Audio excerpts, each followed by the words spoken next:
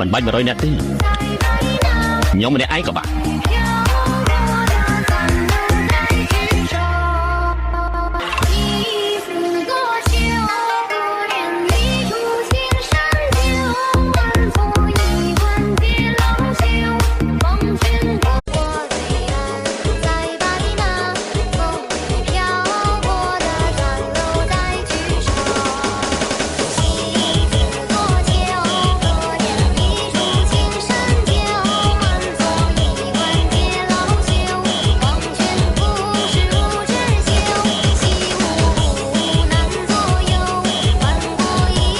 តើប្រាសាទកម្ពុជានឹងទេសភាពស្អាតដែរទេ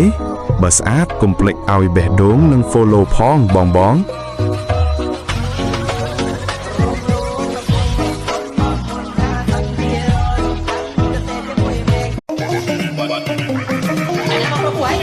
ូចគួរអីចឹងណាមិនចាប់បាច់បោកយើងមកទេ